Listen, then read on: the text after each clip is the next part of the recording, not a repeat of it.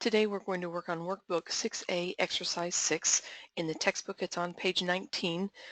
We have one goal today, and that is simply to look at a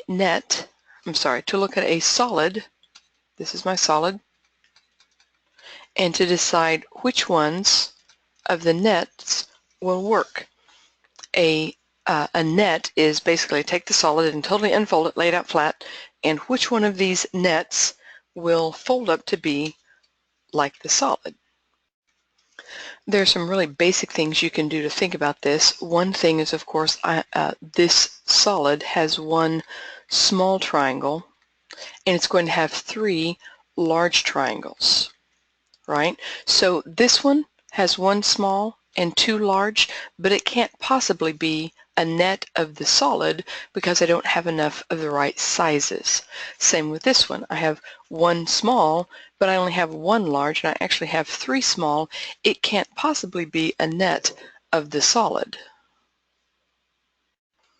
But if you consider these other two, if you look at this one as the base, and this flips up vertically, right? Folds on this line and stands up, and then we would be able to put this edge against this base, and we could put this edge against this base, and it would come up to a point. This is where the point would be, and that would work. And then even easier to see is this one, because of course if this is the base, we're just going to take each of these points and fold them along these lines so that they're standing straight up, and these points are all going to come up and make the top of the pyramid. So this one works as well.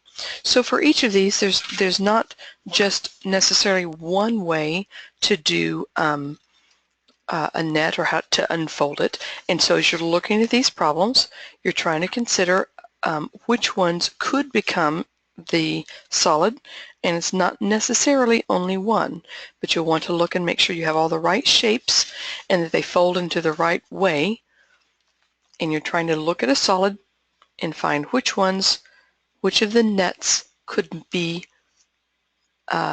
representing that solid. Much easier to do than to say, really.